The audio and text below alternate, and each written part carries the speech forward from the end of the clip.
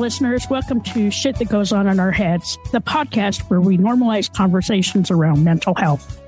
That's right. I'm Dirty Skittles, and alongside my amazing co-host, G-Rex, we're here to share real stories and tips from our incredible guests. Each episode, we deep dive into struggles and triumphs of mental health, offering practical advice and heartfelt support. Because no one should feel alone in their journey. Join us as we break the stigma and build community of understanding and compassion. Tune in and let's start talking about the shit that goes on in our heads. 3, 2, 1. Welcome back to another episode of Shit That Goes On in Our Heads. I'm part of this dynamic duo, Dirty Skittles, and I'm joined with my co-host, G-Rex, and our amazing guest, Jeff.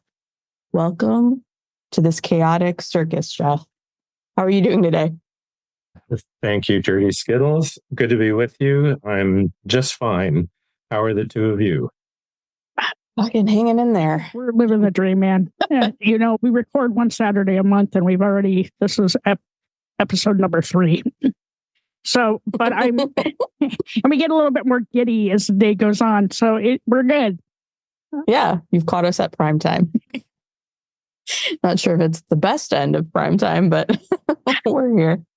Good to know. And before we went on, I've already introduced the subject of the reverse up yours. So, that should set the tone. It should. I'm going to figure out how to put that in the show notes. With a picture. Did you see me hesitate when we did the 3? And then I was like, oh, no, now this means...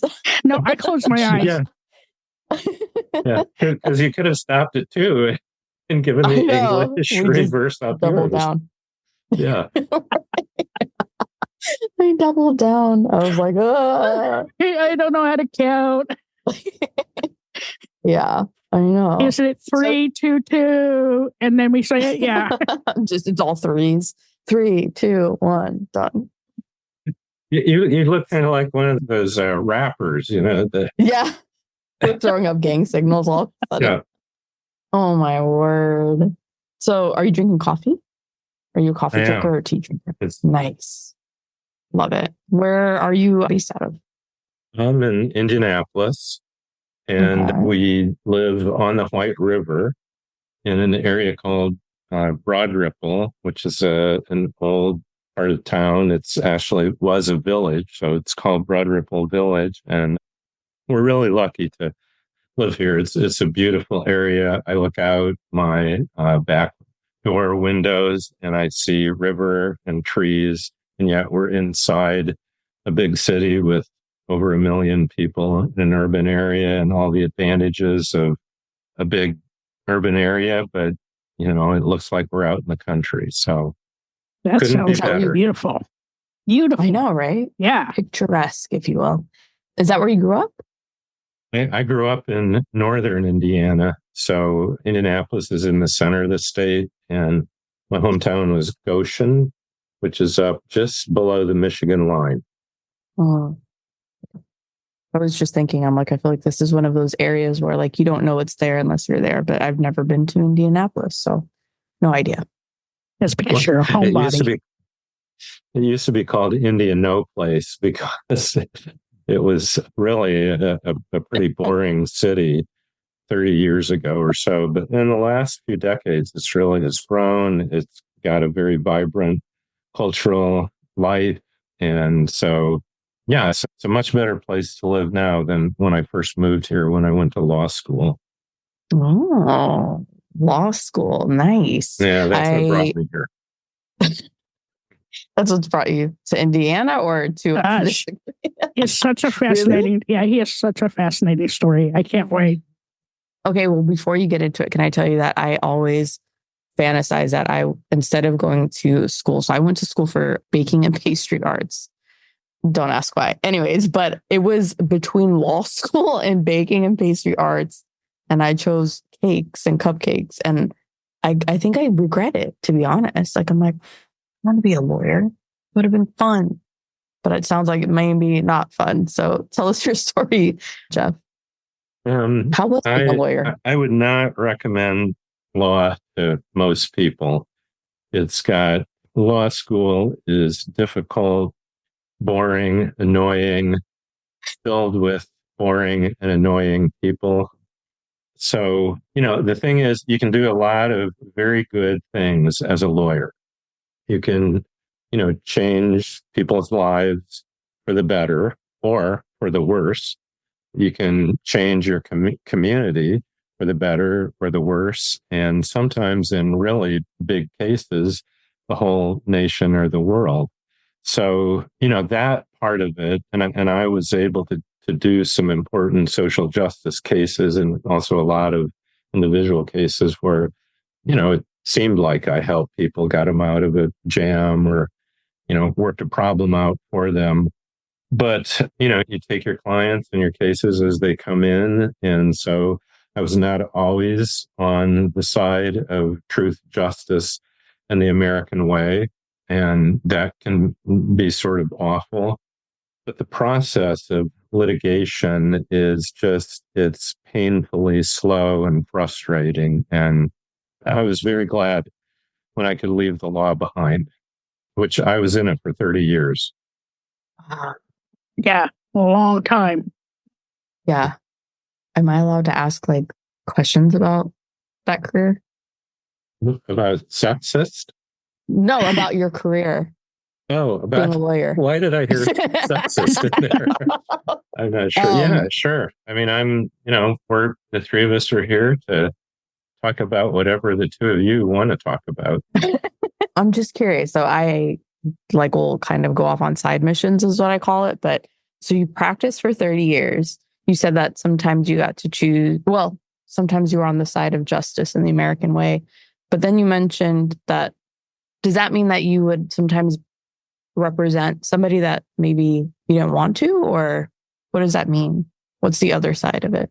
Well, I can give you two extreme examples. The very first case that was assigned to me, so right out of law school, and I was working initially for a legal services organization, which is a poverty law, social justice organization. And I was assigned the case to represent a mother whose two young children had been sexually abused, tied up with hangers by her boyfriend and abused.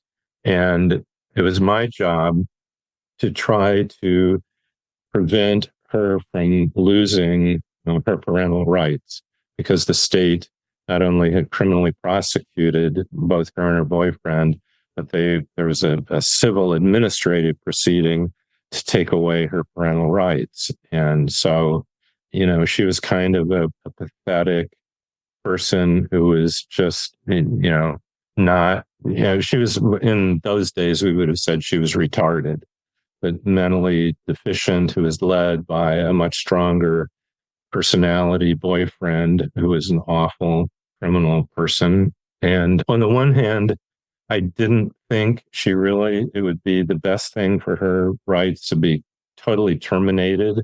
On the other hand, I wasn't sure that maybe these two kids might be better off to just cut the strings entirely and get away from her. But I fought for her, and we worked out a deal where she had very limited visitation initially, and then eventually, if all things went well, the kids could come back and live with her, and it would take a minimum of a 2-year process for that to happen. So, was that a good thing or a bad thing? I also, in later years, defended sort of the other side, the boyfriend who had sexually abused, raped a 9 and 11-year-old girl. And I ended up getting a better plea deal for him than the mother got. He got 6 years in prison. She got 8 years in prison. She didn't participate, but she was aware of it. Somehow that doesn't seem quite fair, but it was my job to get him the best deal I could, but I was not going to get him off. And that was one thing. In the criminal cases I did, which only about 10% of my practice was criminal.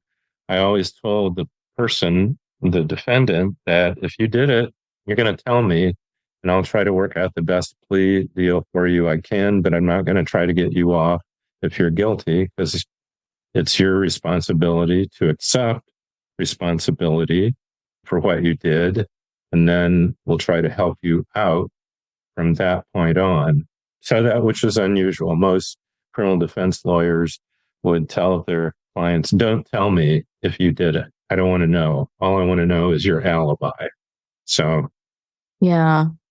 That's how do you, so at the end, okay. When you're in those types of scenarios, you had mentioned it's painfully slow. So it doesn't sound like, you're kind of just there for a couple of hours and then you get to go home and it's all done and over with. These take time, right? Like you're spending a lot of your time in that moment or in that awful scenario. Well, yeah, yes and no. I mean, at the height of my practice, I had something like 170 cases so I'm, juggling many balls, jumping from one case to another. So if a case is going to trial, then it gets my full attention. I was totally focused on it for hours, days, weeks. But when I'm not in trial, then I've got all these other things, the discovery, investigation, interviews, on and on. And that's the painfully slow process is after a case gets filed, moving it through. Like in Indianapolis, once a civil case is filed, it's 2 years before it gets to a jury trial, a year before it would get to a bench trial. Criminal cases tend to move quicker, but not a lot quicker. So, that's the painfully slow part when you can see how a case should work out. And, and it's like, okay, I see how this should work out for justice to be done, but we have to go through all of these hoops and it takes forever and ever to get there. And then sometimes you don't get there, which is really frustrating. How did you care for yourself during that time? Because I feel like that would take a huge mental toll.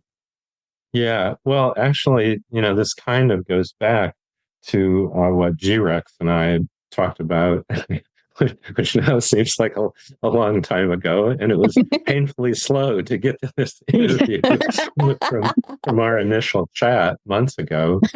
But from my teenage years, actually, when I first experienced depression, my sort of self-help remedy was exercise. And so I played a lot of sports growing up and all through college and in adult recreational leagues and so forth. And I would work out. I exercised every day. And I've been doing that, since I was a young and early adolescence. And that's one of the sort of basic regimens that I've always used to deal with anything that's depressing, annoying, and then another thing that hopefully is available to most people. I know it's not available to everybody, but to be part of a loving family and a positive community, to have people near you that you love and that love you, and then also to have friends that are a positive influence as opposed to dragging you down, which as a lawyer, that means don't hang out all the time with lawyers because they tend to be annoying, priggish, and self-centered and with big egos. So, which is not fair to all lawyers because, take me, for example, I'm not that way at all, but the G-Rex might disagree with that from our previous conversation, but I'm going to keep talking so she can't say that. I loved our first conversation and I just loved your journey. So I'm good. Anyway, so those were sort of the two basic things I did. And as G-Rex and I talked about, depression has been an ugly black cloud that's followed me since early adolescence, that I've had to figure out ways to deal with it over time. And one of our interesting points of conversation was I've written 14 books. And so the last book that I wrote that was published back in December was about, it's it's a fictionalized memoir. So it's a novel based on an actual experience of mine, which was hitchhiking from my hometown in northern Indiana to Key West and then over to New Orleans for Mardi Gras. But what inspired me to do that was to get out of a depressing situation. I was stuck in my hometown. I dropped out of college. I was working in a truly awful factory that Charles Dickens could have described as a hellhole from the 19th century, but was still there. And so I hit the road to have a big adventure. And so it was, I'm in this awful situation. What can I do to get out of it? So I'll hitchhike across the country. And that started another, I guess you could call it therapy, that I've employed my whole life. I've traveled to over 40 foreign countries, been in 49 states. And when I hit 40 and was experiencing a midlife crisis, which is it's just sort of an age-focused form of depression, my wife recognized the symptoms and knew what the cure should be. And he told me to go take a hike, and then threw down in front of me a brochure of trekking the Mount Everest Base Camp trail. And so I went off to Nepal, the Mount Everest Base Camp trail, fell in love with Nepal and the Himalayan mountains and the people that live in the high Himalayas. And that became a whole new theme in my life, as I started a foundation that I'm still running that works in a remote area in Nepal. And I became a trekking and mountaineering group leader and have been over there, 14 times. So it's kind of getting out of situations where normal life just allows that black cloud to start closing in has been, the other way I've dealt with it. I love that. What do you think it is about being active for you that works when you're feeling depressed and sort of getting you out of that headspace? Well, I think there's at least two aspects to it. I think there's kind of a chemical neurological aspect that, your body is moving, or your brain is excited because you're in a new, different place, or you're running or biking or kayaking or, doing some physical exercise or trekking or, whatever, that there's a physiological charge that overcomes that, the depressing, whatever the chemistry is that causes the physiological feeling and effect of depression.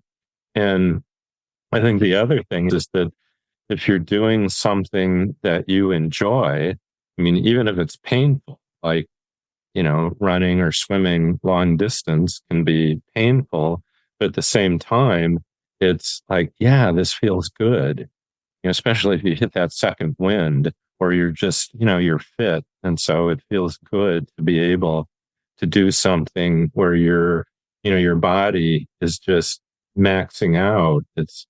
It gives you a sort of charge.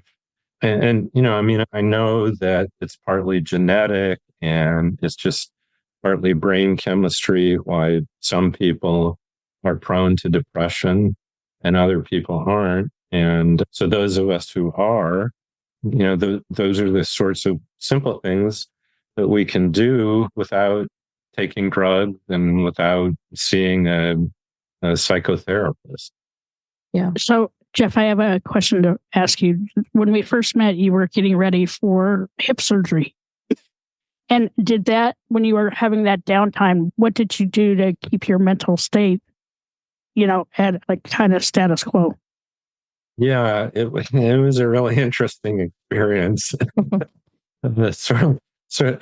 Maybe even worse than litigation as a lawyer, because it seemed like it was long and painful and annoying. But the really interesting part of that experience in terms of the subject of your podcast was because I've always been so active and I'm, involved in a lot of organizations and I'm a president of a couple foundations and, just sort of have things on my calendar every day. And now I've had the surgery and I'm told you have to stay in bed for a week. And then the second week, you have to use a walker or a cane. And then the third week, you can get out, but you got to be really careful. And so the first few days, it was I was lonely. That was the strange experience for me is like I'm cut off from all of my social connections, my the business stuff that I do in terms of the foundations, and I couldn't exercise at all. And that lasted for, several weeks. There was physical therapy that started, but, that's doesn't really qualify as the kind of exercise I was used to doing. But so experiencing this loneliness was really interesting and kind of painful. And then when friends started contacting me, I was so grateful for any contact, whether it was by phone or by email or somebody coming over to see me and just sit with me and share a cup of coffee or something like that. And the positive effect it had is realizing how for me, this was a very temporary situation. And I knew it would only last for a short period of time. I thought, but there's other people that it's not such a short situation, maybe, and other people that it is. And so I made a commitment that every week I was going to reach out to somebody that I knew of who was in a spot in life, a place in life that was lonely. And so I've maintained that commitment, and my surgery was February 21st. So this is almost, getting close to 3 months later.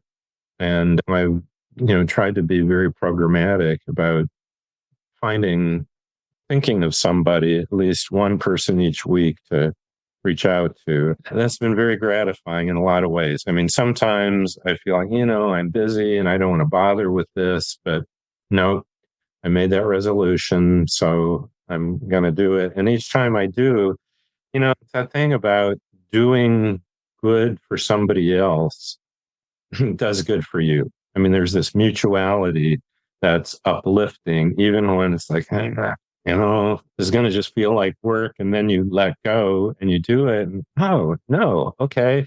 That was really gratifying. I'm glad I did that. Yeah. Feeds the soul. Yeah. Feeds the soul. Right. I have a random question. What has been the hardest lesson you've learned so far in your life? Can I take the Fifth Amendment on that? Yeah. Yeah, absolutely. You don't have to. The hardest lesson. Nothing is coming to mind. There's a lot of hard lessons I've learned. I've had several near-death experiences, like hit on a motorcycle way down in Mexico and being operated on in this Red Cross hospital with a lizard running across the ceiling and blood and guts and bandages all over the floor. But, the situations like that, and I've, encountered because of living a fairly adventurous life, the situations like that can bring out the best or the survival instinct as opposed to wilting and just kind of curling up in a fetal position because you have to cope. If you don't cope, you're going down. And not just you're going to be depressed and lonely. It's, it's a really crucial situation. I got very sick once on a 21,000 foot high mountain and I could barely move because the third stage of high mountain sickness is ataxia, where you lose control of your muscles. You just sort of turn to rubber. And so, okay, you have to go down, but you can't even walk. How are you going to do this? And so I had made sort of a commitment that I would, no matter what happened to me, I would never call for a rescue for me, because that puts up in the mountains, because that puts the rescuers in danger. So, I did. So, I managed somehow putting one foot in front of the other to make it down. And there's a medical clinic at 14,000 feet. So I got, managed to get there and got taken care of. So, but I'll tell you, this is kind of just slightly off the question you asked, but it reminded me of something which is actually a chapter in that last book I mentioned. So I had gotten to Key West, sort of reached my hitchhiking goal, and I was heading back, and I was in a place where I was feeling very lonely. Key West turned out to be sort of disappointing, and I had a really awful experience there because I had hooked up with a guy who was coming out of combat in Vietnam. So this is in 1972. And he had PTSD, and he was a heroin addict, and he had gone cold turkey, and he was having DTs, and it was just awful. But we got him home, and then instead of staying around to try to help him out, which he really didn't need any help from me, I fled. I just basically ran away from that situation instead of sticking around in Key West like I planned. So I hitchhiked to University of Miami. I'm sitting there, and I've been there a couple of days. I'm all by myself, and I'm feeling lonely and sad. Mm-hmm. And these two very pretty young women all of a sudden just appeared and sat down beside me. And one of them had a guitar, and she's strumming this guitar. And they both look at me and give me these beatific smiles and start talking. And after a while, they say, "Would you like to come with us?" I was like, "Would I?" It's like, talk about angels from heaven.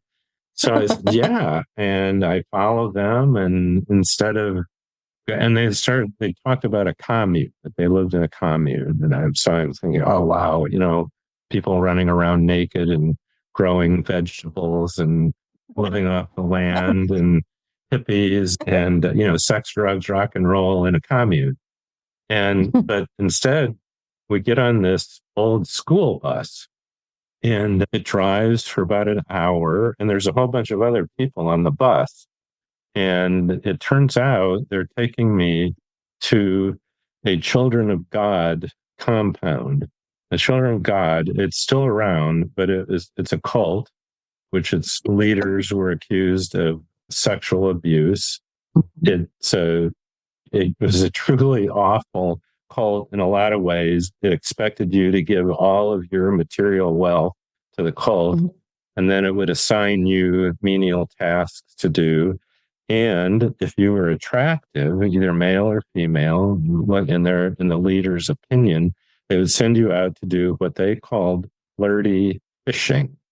And so I got flirty fished by these two pretty young women. And once I realized what I got myself into, I was, okay, I got to get out of here. And so I went from, okay, I'm sad, I'm depressed, to, oh, wow, this is unbelievably lucky and beautiful, to, oh, crap, I'm in a trap, because the compound was in Fort Lauderdale. I didn't even, I wasn't really paying attention to where we were going. I didn't know where I was, but we were in this great big house, and that had two outbuildings of a male and female dormitories and a high wooden fence surrounding it.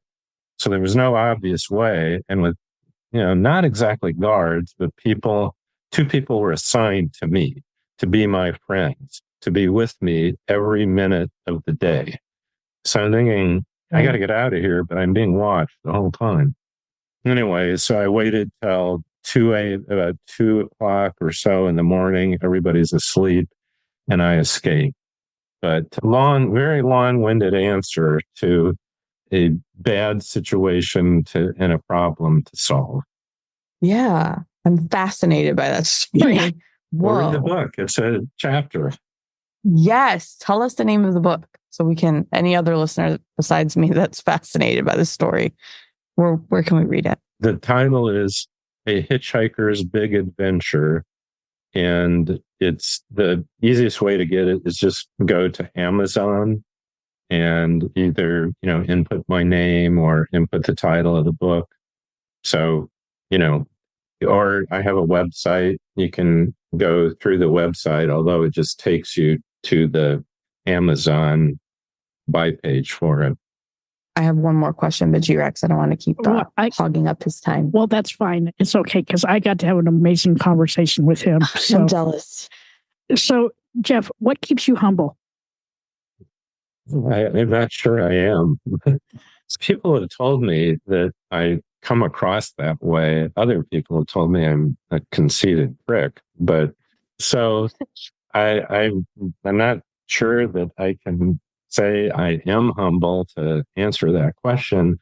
But I guess in a way, I recognize, because I've tested my own limitations, I definitely know I have limitations as I'm getting older. The sort of the end point is getting shorter. So the limitations are getting more pronounced. But I was raised in a family that was very committed to, you could say, philanthropy. Very committed to, you've been given a lot. You didn't do anything to get born. That was a gift. You didn't do anything to have this body, this brain, this consciousness. It's all a gift. All of the things in the world that you get to experience and benefit from, you didn't make them. It's a gift. The egocentric people, like our former president, who claim, that it's all about them, they did it all, they're wrong. Even the most brilliant minds, the greatest athletes, the best musicians, sure, they have wonderful talents. They worked really hard to master their craft, and they contributed a tremendous amount to the world, but they were given so much to get them started and to help them along the way. And so, I was taught that lesson by my family, by teachers, by Sunday school and church. And I take it seriously. And so I've always felt like I have an obligation to give back. And like we were talking about, nourishing the soul, it's not entirely unselfish because it feels good. So I taught a class for a number of years about philanthropy at 2 local universities here in Indianapolis. And that's important to me. And to the extent that I can claim any modicum of humble modesty or humility, I guess that's how I would put it. That's a great answer. And my one final question I have is, between your midlife crisis and now, did it strengthen the relationship with your wife? Did she notice those changes within you, seeing you be more happy, seeing a small glimmer in your eyes of something that made you happy versus what was dragging you down? Yeah, I mean, she's a wonderful person in so many ways, and my life has been so much improved and benefited by her. I mean, so yeah, she knew that I needed something, because at the time we had 2 young kids. I was the head of a small law firm and a real estate. I was still trying to play sports, and this was not the life I wanted. I wanted to be married, middle-aged father, focused on doing business and making money and all that. I wanted to live the life of an adventurer. And well, a lot of the life I had, and a ways. I mean, it was great doing good in law. I loved being a dad. It was missing. And it was that sense of adventure, because even though we would take trips as a family, hadn't had a big adventure in quite a few years since my boys were born. And I didn't think I wanted to, I wanted to, as soon as I could, I wanted to get home and be with my kids and be with my family. And yet there was unconsciously this growing sense of this isn't exactly right. And so Alicia recognized that, kind of kicked me in the butt and said, go do this. And then after that, we both agreed we would travel separately every year. I'd go to the Himalayas. She'd go to England. She loves England or Italy. And then we'd take trips together as a family. And so it definitely hurt my recognition of her recognition, I think, helped to bring us back together, because we were growing apart, even though we were spending more time together than we had when we were younger. And so it's in a lot of long time married people will say this, but it's actually true. I mean, the longer we've been married, the deeper and more loving our relationship has become, and is still becoming. So, yeah. I love that. My last question for you is, what's next? Do you have any goals you want to accomplish that you haven't done so already? Yeah, actually, my wife and I were just talking about this, and she's still working. I mean, I retired from the law, 10 years ago, and have done a lot of other things, but it's like she would ask me that, and I said, I don't know. There's nothing more I want to do. I could die today and be happy. I've lived the life I wanted, and it's not like I want to die, but on the other hand, I wouldn't mind if I did, because what else is there? My kids are grown. I've done all these wonderful adventures. The two foundations I've been very involved with are very well. They don't really look forward to gift. A particular that are paid. She'll join. Oh, she's back. Sorry. My something happened with my computer. Are we good? You're fine. Can we You're all fine. hear me? You're Okay. fine. Good. Yes. I stayed recording on my side, so you're good. Should I keep going or just? Yeah, keep going. Keep picking up where you were going. Well, I was just going to, just this last year, our big project was we endowed a scholarship at the little college in my hometown in my mom's name, because my mom was an early woman journalist when it was very tough to be a woman and a journalist. And she rose up to become the city editor of the local newspaper. And Goshen College has a very good journalism communications department.